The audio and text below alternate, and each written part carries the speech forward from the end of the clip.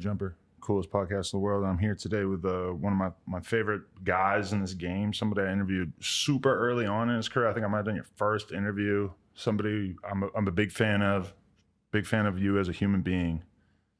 Thanks, Ugly God. No, thank you, nigga. Do I need to put these headphones on? I mean, you can if you want. You don't have to. I like waiting my hat's into the side and shit, so nigga, we gonna hold off on it until I just feel like I might throw them bitches on later. You look good. No, nigga, you look good, bro. I look good? You look good. Yeah, for sure. You got a couple more tattoos and shit? I think you got fat for a while. In between our first interview and then now, you had a little bad phase. Yeah, I lost like 40 pounds. Wow, 40. Yeah, nigga. How'd you do it? Snoring coke. Nah. You know, I ain't never did drugs. So no, I know. So, but I heard you talking about rolling up on this album. I'm like, what are you doing? You just need something to say. Yeah, nigga, shit be rhyming with shit. Yeah, this shit be rhyming with shit, yo, for the most part. But I just started eating better, running, drinking water, nigga. So that's what's up. It's crazy to think. All right, so tell me about where you were at in your life when we did that first interview, because you were just a young boy at that point. Yeah. You didn't know nothing about the world.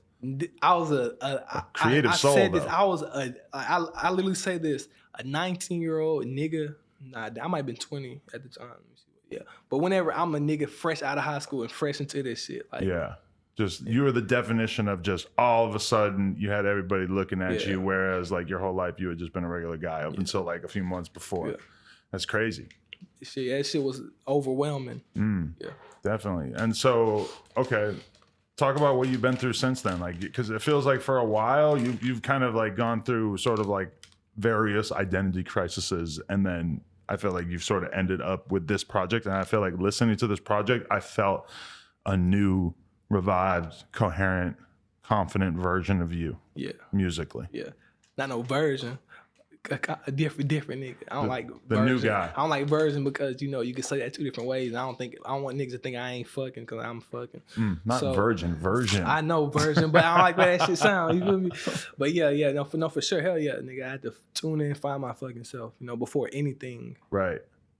Talk about the pressure that you felt after Water came out and just became this big fucking song. And it's like, when we look at that sort of prototype, that mold of that rappers are supposed to fall into, I mean, that kind of happened to you early on, where people wanted you to be this meme rapper, right? Yeah, for sure. And not that I was at the moment, but I was like fulfilling like that need, or like filling in that gap. But then, as time went by, you have other artists coming out and shit, and then that gap is like not closing or being over with, but like I'm not necessarily the nigga they look to for that type of music anymore. Well, it's a weird lane to be in, because when you sort of are viewed as that funny rapper or whatever, it's like there's always a new Lil Pump, a new 6ix9ine, a new like more and more entertaining people coming. But I always felt like you weren't really comfortable with that in the first place. Like you always felt sort of belittled by being put in that category, because you always wanted to just be thought of as a dope rapper. All right, so really I wasn't really uncomfortable with that or being called that, but it was more of that, like, I'm pretty sure, like, because you know me personally, some niggas know me personally, some niggas know me as just an internet persona, but like, for the most part, like, that's my personality, and I'm actually that type of nigga, and I'm not actually, I wasn't going to the studio trying to be this type of meme nigga, but like, I was going off my emotion and how I felt about things, and like, that's what type of nigga I am. Like, at the end of the day, I'm still a goofy ass nigga, regardless of what kind of music I make, I'm still that goofy ass, coon, bro. But when you came out in the game, you came with so much of that kind of stuff, so much fun music, so much funny music, that people want to treat you like that's all you are. Yeah, no, for sure. And I think that's what people think, that's all I'm capable of doing. And like, it was weird being thrown in that box for me making music like that. But it was more like weird because like I'm actually that type of nigga. So really they're throwing my personality into a box. So it's like, how do you feel about your first project and what came of it? It was all right. I felt kind of pressured to release it because, at that time I was just releasing singles that were just booming at the SoundCloud. Like whenever Spotify was like whatever, Apple Music was like for Drake and them type of niggas, and then it was just SoundCloud. But like after the Water shit blowing the fuck up, and then especially like after XXL, like that was so much pressure.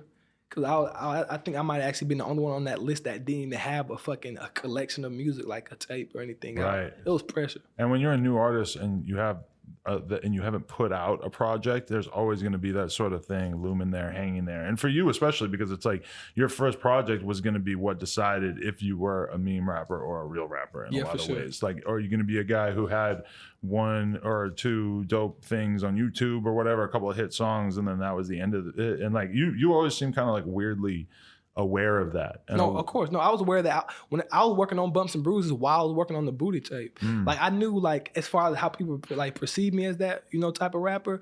And I felt like it would have been too corny for me to come out with trying to do some serious music, even though my new album isn't too serious, but it's different. But like I feel like at that point in time, I had to release something, and I did. And I didn't.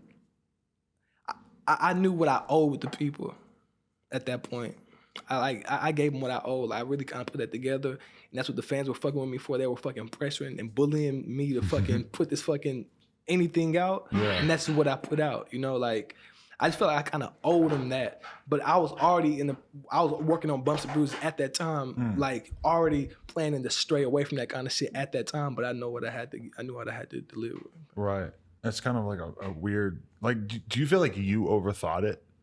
Because like overthought where you were going to go with your career and in terms of what direction you wanted to go to, because you have pressure from the fans and stuff, but I feel like you yourself kind of got in your head at a certain point where you just felt like you were sort of overthinking like the direction of your career so much, whereas those early hits that you had, those were hits because of the fact that you weren't thinking about it at all. You were just this kid fucking around. Yeah. So it wasn't me actually, like I was always aware like of like where I wanted to go and like how I was going to go about things, but I just didn't know when or how to do it. Like I knew it had to be some kind of bridge or like some kind of easing to a new thing instead of just coming out on some whole different type of shit than what I was on. So like just like trying to find that perfect balance, and then when was like my problem, like when to do it.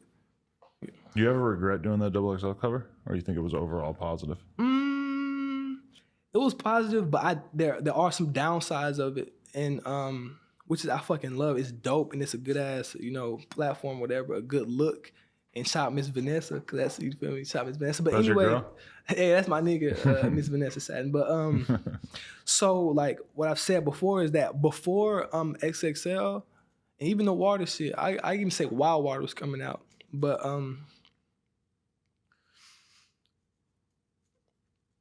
my fan base was growing so like steadily and organically. And then like just looking at my numbers, which I fucking hate going by numbers, but sometimes it matters. And like going by numbers and like as far as my followers and like my analytics and stuff, as soon as XXL happened, that shit shot the fuck up. I bet. And it was I feel like I didn't get my core fan base where I wanted it to before, that. Yeah, it's always that weird thing in the music world. It's like, do you want to take big opportunities before you're maybe ready for them? Like most recent big example of it was like Block Boy, where he had this crazy ass wave going where they had like their own style of beats and dancing and everything, and then he like came out with that Drake single, and that blew it up so fast, maybe too fast, Yeah, that type shit. It's just a matter of just like when, and like I felt like I just didn't get I did, because I actually have a like amazing ass core fan base, especially for me to be fucking in hibernation and fucking be dormant this fucking long and niggas still like actually give a fuck. It's fucking amazing to me. Like that shit is like wild. Cause I know I ain't finna listen to no nigga after 2 years. I'm not. It's easy to forget about somebody for sure. There were rappers 2 years ago that we're not even thinking about. Yeah. These days for sure. Do you feel like that was something that kind of fucked you up in the head, sort of? Just the fact that you realized sort of early, like, oh shit, like I just blew up, but there's a million other dudes coming, especially at the moment you came, because you came out right at the beginning of sort of the SoundCloud rap explosion, like before Pump, before Yachty even, I think. Like you were super early. Not really before Yachty. Like the same time it was Yachty, like really. It was like I'm like that. I was in college, and while I was in college, that's when Yachty was blowing up. Like, which is like late 2015, and I blew up like mid 2016 or like kind of earlier 2016. But yeah, like at the big, like all in all, yeah, you're right. Like the beginning of that shit, like before niggas was just popping the fuck up and shit. And now it feels like that kind of ridiculous wave is over now, where You know, it's like there was a bunch of people who I shall not name and stuff who kind of maybe got signed and shit just off of image and off of the fact that the industry was so thirsty for the next pump that they like were just signing whoever. And there's a bunch of people who got big ass fucking deals and they just are never gonna do shit with it. And it's kind of crazy to look back on. Yeah, for sure. I wouldn't say like SoundCloud is dead, but as far as a nigga SoundCloud grinding, it's kind of dead. Like SoundCloud grinding, like now, you know, niggas popping out with the music videos on Spotify and that type of shit. Well, but SoundCloud's still the GOAT though. If you pop out with a song these days that if by the time it gets to a couple 100,000 plays, no matter what, you have 10 label meetings scheduled. Everybody wants to talk to you. Everybody's feeling you out, and they're smart. You know, they're thinking like, is this guy just a little meme, or is this guy somebody that could go further? Like they're super on top of it. For sure, no hell yeah. They be hit or missing though, but yeah, they be on it though. They definitely fuck shit up, but they're definitely trying hard. So how much through your success and everything and traveling and all this shit, how much did you sort of transform into a real rapper type dude? Because it felt like when we first did that interview, you were still so new. Like you definitely had somewhat limited experience with bitches. You definitely had not gone anywhere near drugs, which I'm guessing is still the case. Yeah. But like, I don't know. It's like I got older, of course. I started making more money, bought a crib, started feeding people. Like it came with responsibility, and like responsibility comes with growth and maturing. And I'm still a goofy ass nigga, but you know, I'm still the same nigga now that I get to sit back and chill. And I was just never that type of nigga, you know. But when you're coming up as fast as you are, there's a big temptation to not chill at all and to always be at every festival, be around everything. Ride the wheel, just ride till the motherfucking wheels fall off. But you feel like you didn't really do that because you weren't really 100% comfortable with that? Even at the beginning when I first blew up, I knew I said like I pretty much knew I said I'm finna be on this shit. This shit's working out. Like when it first started working out, I'm like, okay, this shit working out. This type of shit is finna be a thing, and I'm just have to change. And even at that point, I wasn't taking like every festival and shit. Like I was out everywhere, like online and stuff. But like as far as like taking like different shows, fucking like being certain places or like being some like part of the hype and shit, I stayed away from that just so I could be able to do certain shit or even be able to like change and niggas won't like get tired of my face. Like, I've been gone for a minute, but even when I was out, I don't think niggas just got tired of my face. There's some faces niggas get fucking sick of. It's weird how that's a very real thing that sometimes you just are like, man, I just see this motherfucker everywhere for some reason. And it just sort of, you know, there's only so many people that people will continue to want to see over and over and over like that. You just gotta like keep that mystique, you know. Like, and you could always live your life however you want. When you're a rapper, like especially when you're first cracking off, it's like, well, you could be on tour and popping up all different places every day for the next couple of months, or you could schedule your shit a little different where you get some time to actually be at home and actually feel like a normal person. It's like it's very much kind of up to you. I'm sure you had a lot of influences that were pushing you to just make as much money as possible and take advantage of all opportunities, right? What you mean, like as far as homies in the rap game, or like just in general? People on your team. It's like as long as you're paying them and everything, there's a big incentive for them to be like, shit, we gotta take every show we can get and do as much as we can. And like I've been given that advice by somebody, but like not specifically on a team, because my team has always been me and that nigga, and then the light skinned dude. Remember, I don't know if you remember Naldo, my best friend. We're still best friends and shit. Yeah. But like for the most part, it's the three of us.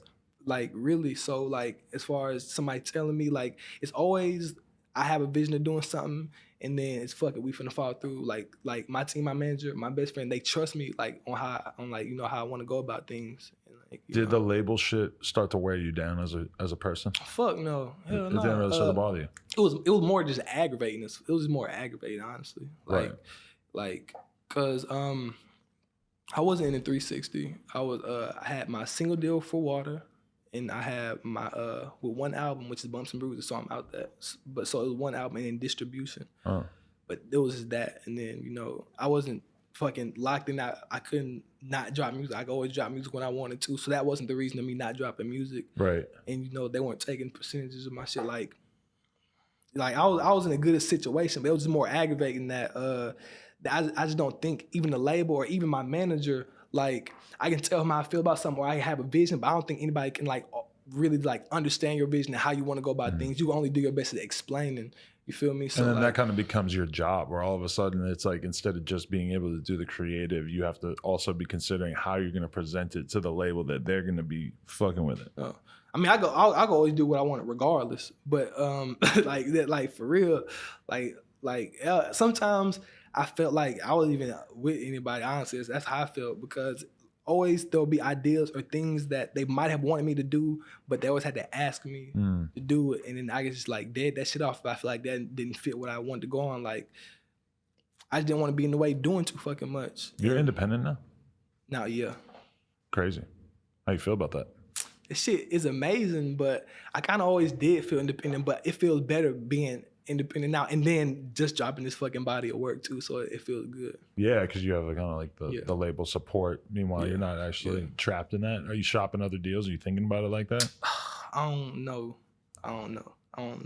Yeah. I just want to see where this album does first. Right. Yeah. Do you feel like at this point with this album, it's like, does this album make you want to go harder with continuing to try to be a rap star, or does this kind of represent you being happy with just being able to, because there's all different types of rappers. It's like you could be Danny Brown, who dips off for fucking 4 years, but every time he drops a project, it's like he's making a big artistic statement, and he doesn't really worry about being Mr. Famous Guy all the rest of the year, Shit, where do you feel like you're at? I don't know.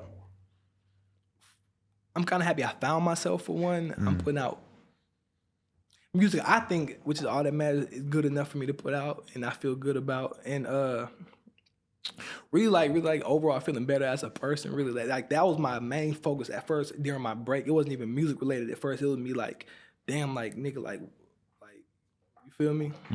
Like when you look at this project, what had to change in terms of what got you to this sort of different mental state with this project, where you just feel sort of more comfortable? It just feels like a more grown-up version of you. What's different about this project? For real? I feel like Did you enjoy it? I enjoyed it a lot, and it somehow just manages to walk the line of you being funny, being like a fun-loving guy, but also wanting to be like, yo, I'm like a real rapper. Like I'm not one of these fucking Instagram dorks coming out or some shit. Like it was more of just like me bridging that gap, or even just like a balance between the two, because like it doesn't completely sound corny and not like me. Like that shit is me, and then you can still know I'm that same goofy ass nigga, but then I'm still making like it's just different type of music. But it don't sound like nobody. It's weird though, because the funny stuff is usually what sticks to the inside of your brain. God, that's so loud. That was crazy.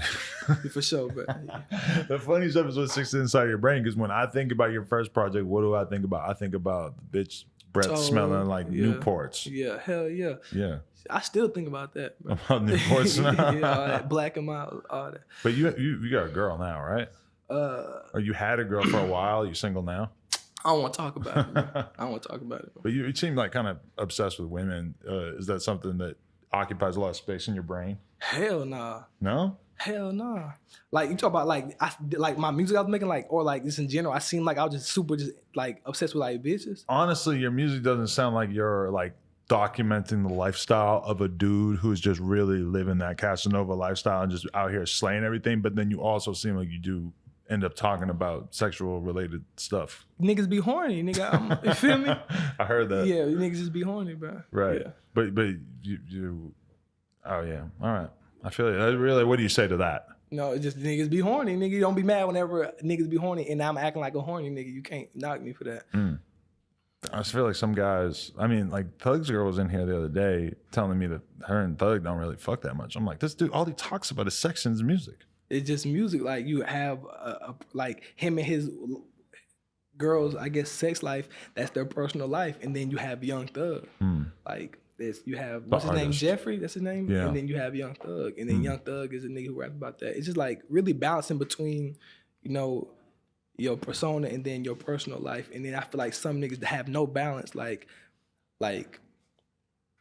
not using him as an example, but I'm gonna say Lil Pump, not using his example because my homie, but like let's say it's an artist or like Lil Pump, maybe he's like Lil Pump at all times and there's no balance between him and what's his name, Gazzy, like Gazzy. Gazzy Garcia. Yeah, but I was using him right. as I wasn't using it like saying he's that, because that's a cool ass nigga. That's a cool actually that nigga is that nigga cool as fuck. Yeah. Actually, you and Pump always had a good relationship, huh? Yeah, for sure. Like, I met that nigga when he was 15. That shit was weird. Already had the Gucci tattoo on his chest and shit. I think when I met him, he had just turned 16, so it might have been a little bit after you. I remember all that shit so vividly. Like, I was in my mom's house. I met him and Smoke Perp. I actually met Smoke Perp when I was in college, so it was even before like Water. I met Smoke Perp a long ass time. You look at that time period in your life, like the old days, like, man, shit was so simple. I was just really just getting into this rap shit. I didn't know nothing. I was just having fun, meeting people, whatever. Now everything seems a little bit more complicated. Yeah, it was easier not knowing the business side of things and how shit worked, because you were just like, at the end of the day, I'm still a nigga who makes music, but like back then it's just nigga, make music and do what you do, nigga. Like, shut up, make music, and then we'll handle all that other shit. But like now, knowing the business side of shit and knowing how like shit works now and how shit is changing and shit, it's like it makes it more difficult. But it's nice to be older and smarter, but at the same time, ignorance is bliss. No, for sure. No, hell when you're young, you're ignorant as fuck, and you just everything seems fun and everything seems funny. And then you get a little bit older, and all of a sudden you start to realize that the jokes that seemed funny as fuck to you when you're 15 are not quite as funny now that you made those jokes for a couple years, or you've seen everybody else's jokes and everything. I feel like I stopped at the right time before I just completely was just fucking up. Because I think if I would just kept on going, I would have been fucking up. Yeah, I've been fucking up. I mean, you're lucky just because you don't have any fucking destructive tendencies, no drugs and no insane girl stuff. I honestly, I think my downfall would have been me saying some stupid ass shit or fucking with some nigga or some shit. Say some Kodak shit. Oh no! Have a moment like that where you just come out and say like "fuck Jay-Z" or some shit like that. I'll probably just say fuck. Like, I probably would just say some shit. I probably just would have said some wrong shit. I'd be saying Kodak shit. had one of those things like every week. I think, I don't know. He just, I see, you can't even use him. Kodak. We can't Kodak. compare you to him because he's on a different. He's just Kodak is just Kodak. Yeah, so, I hear that. Yeah. What do you feel like this project is inspired by in terms of what brought it to life? Because it's kind of like your early music is the stuff that was inspired by your entire life.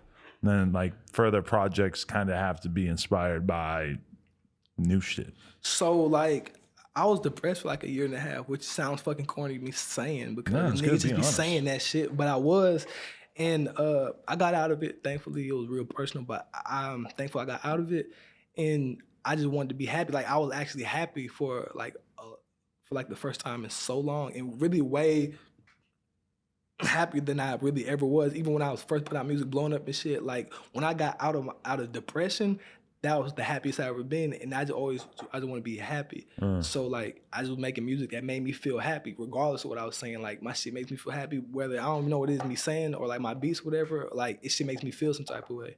So I just want to be happy. Yeah, I mean, it's fun music. It's music that just sounds like you were just in there. But I mean, I don't know.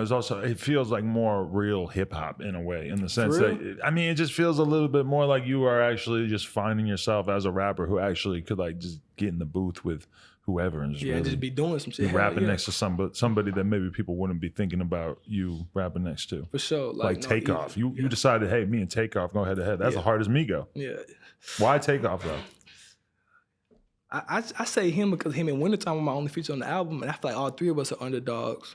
So it's like an underdog nigga album. You still close as fuck with Wintertime? Oh, it's like my best friend. One of my best friends besides my friend Nato. Like, even away from the industry or like away from the music shit, that's like one nigga I've been talking to since 2015, and that's my nigga. I mean, like the way you dipped off, the way he dipped off is like way crazier. Like he really went ghost on motherfuckers. No, that nigga went in hibernation. Yeah. Yeah. Is he just gonna pop up in a couple of years and just be like, yo, here's what I've been working on? Oh, that nigga finna pop up soon, bro. Really? That nigga finna pop up. That nigga just like, that's a whole, I know I went ghost, but that's a whole different realm of dipping out. That nigga just dipped. Right. Yeah. That's crazy. Damn. Fuck. I just had a really good question. Oh yeah, what happened with are you still holding down your bro 6ix9ine? You guys were real tight, huh? You went to New York, joined the Treyway thing. You had the diamond tester. I didn't join Treyway. That was in Houston, so like, it was. All right. I ain't finna make all the Houston niggas mad and say that nigga was in my city. But I claim Houston, whatever. I lived there for the majority of my life, and we were out there. And really, I was out there, and then he was out there, and then it was like, I don't know who reached out further. It was just link up. We just linked up and some shit. But how you feel about how his career went? You kind of look at your career like, damn, I'm glad I didn't join a gang. Well, I know. Order any murders? With me, like, with the 6ix9ine situation, I actually like was ghost off the internet while all that was going on, and when I actually re-downloaded my apps and got back, well, I mean, I was online, like I was just posting on my meme page, but not my personal. But when I did get back on, I felt just late to all this shit. Like I really don't even fully even know what really was going on. I think I just know a couple of niggas be dissing them in songs, but like besides that, I don't even know the situation really. Yeah, I mean, I'm not gonna sit here and fucking reiterate everything I ever heard about it, but I mean, you know, people saying he's snitching, people saying whatever, but I mean, it is what it is. He was living very, very fast. I don't know. I just know when he was out, I don't know. Pretty cool, I yeah. guess he was just doing 6ix9ine. I don't know. I hear that. When you look at your career, you've done like 2 videos, right? Water and Batman, and then you did a video with Yachty. Oh damn, yeah, 4. That counts too. Yeah, I don't like me showing my face. I like being on some rare shit. But that's weird because you're like a fucking meme rapper, quote unquote, or whatever. But like, you know, if you're gonna be a meme, it's like it's supposed to be very, very visual. Exactly. So, like I said, I was already thinking ahead of that. Like even after the XXL and shit, I still had one music video for the longest until the middle of last year with the Boom video with Yachty. Right. Like it was just like I've been thinking ahead. Like I've been thinking ahead. Like way back then. Like I knew it was I had to be on some shit, nigga. Hey. I knew I had to be on some shit. Thanks like, for the shout out, yeah, bud. you feel me? Shout out on some shit, no terms. But yeah, I knew I had to be on some shit. I had to come with some different type of shit. Really, bro. Like, right. What was it about Batman? You're a huge Batman fan, or is that just happened randomly? I'm not a huge Batman fan. I did not read the comments. I'm not into Marvel. I'm not into superheroes. I'm into Super Mario. Really? And Pokemon. Still in Pokemon. You never got into Pokemon Go because when we did that first interview, that was when it first came out, and you were like, "No, I'm not fucking with it." Joke's on you. I got Mewtwo. I got a fucking shiny Lapras. I got all kinds of shit going on right now. You never played it. You never got in on. I got a shiny Shelter the other day. Fuck with me. I don't know. That bitch orange. Bro, Pokemon Go is just weird, bro. Like, you want me to get the, like, can you battle now? You can battle now. You can trade. You can do everything now. All kinds of fucked up shit. They're about to drop Gen 5 on our asses. That's the last gen. Mime Jr. coming soon. The last gen I actually messed with is Gen 4, and after that, like, well, that's what they're on right now, so it's perfect timing. Not to play Pokemon. Not to play Pokemon. They got legendary Pokemon. They got raids, bro. There's 2 rats sitting right here. How are you not doing this? Rattatas, bro. The Rattatas, yeah. I always like, for some reason I got an obsession with the rats. I always got to catch the rats whenever I see them. Are you a rat?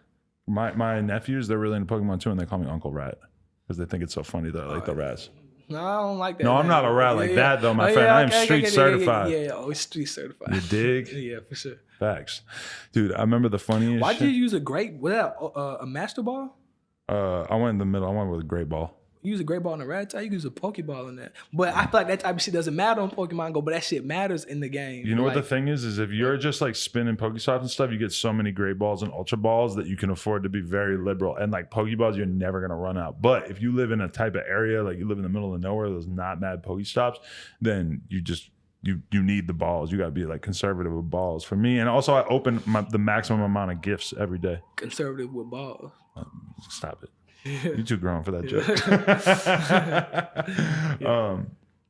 So you still got the same team as when you started. Yeah. Is that important to you? Hell yeah. The same motherfucker? Hell yeah. Because like when people constantly fire managers, like always have new friends around, there's no chemistry. And there's always chemistry trying to be rebuilt. And you have new people trying to understand where you're coming from. And even though sometimes I feel like my manager might not know exactly where I'm coming from, I know he has 3 years with me of knowing what type of nigga I am to even have an idea. You know?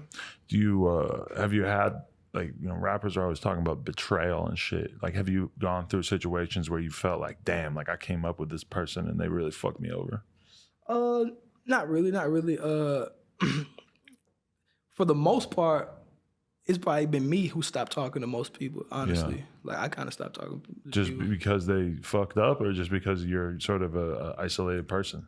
I'm really isolated person, really. Not because they fucked up, because I don't take shit personal. Because at the end of the day, I feel like even all rap niggas, we really don't even know each other personally. Like, it's always, if we're in LA, we link rarely up. get to meet people on like more than a superficial level, Yeah, for sure. So it's like, I don't really take anything too personally. So it's just like, and I hope they don't take it personally either when I just stop talking to everybody, because there has been, you know, few people I don't want to name that I stopped talking to, and it's like, damn, what this nigga on? Right. It's really, I'm on some shit.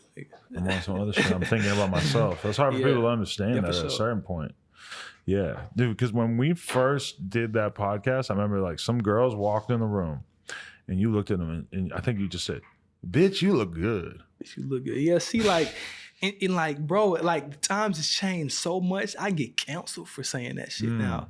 And even like a tweet of an old lyric of mine popped up from Booty from a Distance. And it was like, I said, young, ugly God, grab your ass without permission. And there were some feminists on Twitter, and shout out to the feminists, you know, standing up for what they stand up for. But they were like, that's really sexual assault. I'm like, times just changed, bro. Like, because that was a couple of years ago. I don't even remember ever noticing that lyric, and I listened to that song a million times. Yeah, and then now it's like this nigga grabbing niggas' ass. I mean, not grabbing girls' ass. I just said niggas' ass. Oh man, bro, grabbing. Not you. Somebody else might be grabbing a dude's ass. Right? But like, grab this nigga is touching people without their permission. Cancel this nigga. I don't feel like you're at that, but I feel like these days people are smart enough that when they hear about somebody getting canceled, they know that it's got to be some serious shit and there's got to be serious evidence. And when it's just a fucking lyric like that, it's like it usually, they might try to build it up against you, but it doesn't feel like it usually works these days. I feel like, but nowadays people actually want to be offended nowadays. Yeah. So like they will probably build that up or like try to push that narrative onto other people too. And then it's just the community of niggas trying to cancel your ass. There was a clip that went viral of like Jerry Springer and a bunch of other comedians, or not Jerry Springer, Jerry Seinfeld and a bunch of other comedians. And they were Jerry all Springer. I'm hanging out with you. I'm starting to think about some trashy shit. No, but they were all saying the N-word, like joking around. But this shit was from like fucking 5 years ago or something, like it's even older than that or whatever. Yeah. And you got to shout out Jerry Seinfeld actually, because he was the one who didn't say it, and he was the one who was acting like it was weird and everything. But at that time that came out, nobody thought it was offensive. They understood the context of what they were saying. They were talking about the N-word. And then it's so crazy to me to think that shit got dug up all these years later for people to get offended by. Like, were they just chilling thinking like, yo, we ain't had anything racist in a minute. Like, we got to fucking dig up some old shit. Like, they that's need so some crazy. Shit. Yeah, they like I said, people want to be offended. And it's probably people who even seen that back in the day and choose to be offended by it now. Like, whack. Which is why I stay away from that type of shit. And I do watch what I say now. Like I said, if I was still on that shit, I definitely would have fucked up and said some stupid ass shit that would have got dug up. But a lot of the really offensive shit that you've probably said in your career and your music is like some of the funniest and most memorable lines. Yeah, for sure. You know, it's like that's a tough thing to decide how risque you want to be about shit. You know? That shit's just different now, man. Yeah. So you this whole time you never been like, man, you know what? Let me hit that wood. Nah. You're just like, no. I learned how to roll up. I can roll up though. Who you rolling up for? Niggas. Just niggas. I learned how to roll. I can roll up. I roll a good ass blunt, but you know, niggas do like backwoods. Like, you know, I live in Mississippi, so like backwoods kind of just now getting there. Like in the past, what, year or like 6 months? You think? Really? A lot of times when you go down south, it's hard to find good ones. It's just straight swishers, games. Oh yeah, you definitely should be smoking swishers. That'd be funny as hell. I'll roll one up right now. They don't got no swishers. Man, imagine just sitting around smoking a wood that Ugly God roll for you. Nah. By the way, as long as you're here, this is an ugly pod. Oh, okay, ugly pod, bro. You on some shit. I was thinking about that earlier. You on some shit? I'm on some shit. I'm not really. I'm off of these little spliff guys that we smoke. How often you smoke? You know, whatever. Not too much. Okay. Not too crazy. Not too crazy. Yeah. I stopped smoking wood, so I felt kind of good about that. All right, for sure. I was sweating my ass doing a kendama trick before you got here. I had to be like, yo, hold them in front for 5 minutes while I wait for my sweat to dry. It was going to be rest in peace Adam if you kept on with it, bro. I was just going crazy trying to get this fucking trick done, and it was just not working. By the way, nojumper.com if you want to purchase a kendama. Yeah, NJK. NJK, that's fucking crazy that you are just out here just showing respect. Hey, but you know what's so funny is those girls that when they walked in the room and you were like, bitch, you look good. We bring them back to the crib, right? Yeah. Girl asked me if I got some weed. I'm like, all right, here's some weed. This bitch starts rolling up on the floor. Like putting the weed on the floor? I'm like, there's dust on. And I wouldn't know how offensive that is, but I can only imagine. It's like eating off the floor. It's like if I gave you a hamburger and you were like, oh, sweet, just put it on the ground. Take a bite and put it on the ground. See, I'm not a smoker, so I don't really know. So I wouldn't really know. Like that was the craziest shit I ever seen because I'm like, holy fuck, has this girl ever left the house before? Where's she at? You still friends with her? I don't Where's ever. she I at? never even knew anything about it. I didn't hook up with her. I don't know nothing. As soon as I saw her rolling weed on the ground, I was like, this is insane. Yeah. You would do some shit like that though. Or roll on the roll on the floor? Yeah. Hell no. No house training. Nah, I definitely got house training, bro. I think I'm just a goofy ass nigga, and like I know goofy or even other goofy ass niggas, and it's really super hard to even look past that. You Who know? do you hang out with? I'm so curious about what your life is like. Nobody. Nobody? I go with my best friend. I do have a friend that was actually in college at the time. His name's Tip, and him and Naldo are my two best friends. But that's who I hang out with. What do y'all do? You go get ice cream, ride bikes around the neighborhood? Nah, shit, we travel, shit. Oh, okay. We be on shit, Black Ops. It's crazy because all my, like, not that all my best friends are like me, because my friends, most of my friends tend to not even be vocal or like even, like, my friends are really quiet for the most part. But like we chill and we have that respect for each other as friends or best friends, but we always do our own thing. That like, one white kid that you used to always be with. Calvin. He's still around? I haven't seen him fucking in a long ass time. He actually hit me the other day. He's been going through some shit too. Really? So I'm not even gonna be the nigga even try to give him advice. I'm gonna let him get through what he's getting through. Right. Say he's gonna take a break from the internet and shit. So. Oh, that's good. How do you feel about the current state of the rap game? Is there a lot of shit that you fuck with personally, and did you find a lot of stuff that you yourself are attracted to or that you listen to? So when I came back online, I was like, damn, all these niggas, bro. Like, I came back online to the fucking Carti leaks. I came on just like, in a weird ass time, I came on. When I did kind of dip and dab and come back, I know niggas were like being depressed and shit. And now I got back off. And I don't know what niggas are on now. I don't even know. I don't even know what niggas be on anymore. I don't even know what even rap is anymore, but like the state, like as far as like the aesthetic, like I feel like, I don't know. I personally don't know. It's so many more just rappers now. I don't even know what like a main aesthetic or whatever is, or like what even these niggas fans even look like. Not these niggas, but like, I don't know what even a fan. I don't know what's going on, bro. I really don't. I really don't. That's interesting. Is there anyone you listen to in particular? Yeah. You're driving around? Yeah. I listen to Wintertime and Playboi Carti. That's it? Yeah. And what's the name? I listen to some K-pop and J-pop. There were some moments on your tape where I was getting Carti vibes a little bit. Yeah, people said that. So to clarify, like as far as the beats, because I know damn why there's a moment on the like beats Carti. where the beat starts to, and I'm like, okay, I'm kind of feeling this. So like, I actually hit up Pierre about that. He's actually my favorite producer, by the way. So shout out Pierre, and I do listen to his music too. But so no matter what an artist tells you what they do, I know besides getting advance, because I never even got that advance from a label before. Really?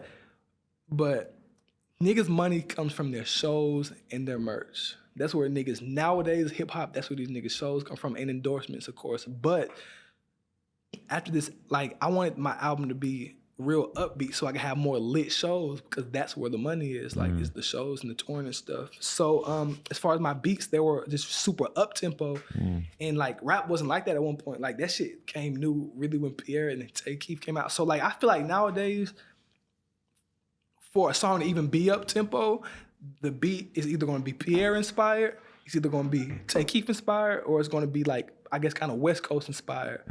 So like that's why I think people kind of got those vibes, that's really not what I was aiming for, but I was just really aiming for a more up-tempo sound, and then niggas just like.